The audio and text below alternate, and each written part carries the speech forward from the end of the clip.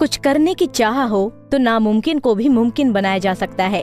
ऐसी ही कहानी है प्रांजल पाटिल की। प्रांजल के हौसले और कुछ कर गुजरने की चाह ने ही उन्हें देश की पहली नेत्रहीन महिला IAS अफसर बना दिया। सोमवार को उन्होंने केरल की राजधानी तिरुवनंतपुरम में सब कलेक्टर का चार्ज संभाला है। उनके कार्यालय पहुंचने पर लोगों ने उनका फूलों का गुलदस्ता देकर स्वागत किया।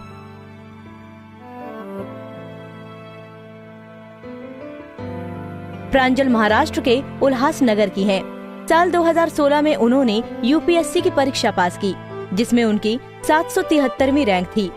लेकिन सब कलेक्टर के पद तक का सफर इतना आसान नहीं था। महाराष्ट्र के उल्हासनगर में रहने वाली प्रांजल की आंखों की रोशनी बचपन से ही कमजोर थी। जानकारी के अनुसार प्रांजल जब सिर्फ 6 साल की थी, जब उनके एक सहपाठी ने उनकी एक आंख में पेंसिल मारकर उन्हें घायल कर दिया था। उस समय डॉक्टरों ने उनके माता पिता को बताया था कि हो सकता है कि भविष्य में वे अपनी दूसरी आंख की दृष्टि भी खो दें, और दुर्भाग्य से डॉक्टरों की बात सच साबित हुई। कुछ समय बाद प्रांजल की दोनों आंखों की दृष्टि चली गई। जिंदगी में हुए इतने बड़े बदलाव के बाद उन्होंने हिम्मत नहीं हारी और वो आज हर किसी के लिए मिसाल बन गई।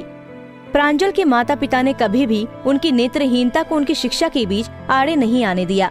उन्होंने मुंबई के दादर में स्थित नेत्रहीनों के स्कूल में प्रांजल का दाखिल कराया।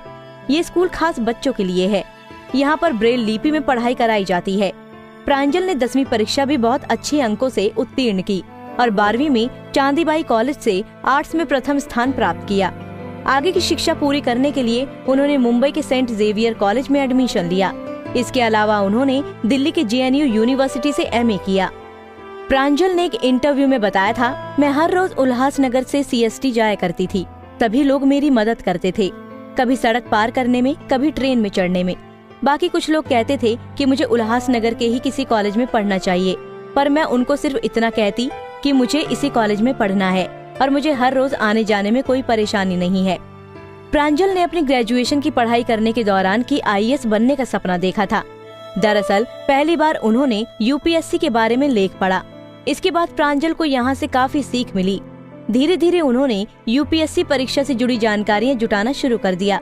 यहीं से उन्होंने ठान लिया था कि अब वो IAS बनेंगी और अंत में अपना सपना सच करने में सफल रही। हमसे जुड़े रहने के लिए हमारे YouTube चैनल को सब्सक्राइब करें और नई वीडियो की नोटिफिकेशन के लिए बेल आइकॉन को दबाएं। अगर आप ये वीडियो Facebook पर देख रहे हैं तो लाइक जरूर करें और ज्यादा से ज्यादा शेयर करें। धन्यवाद।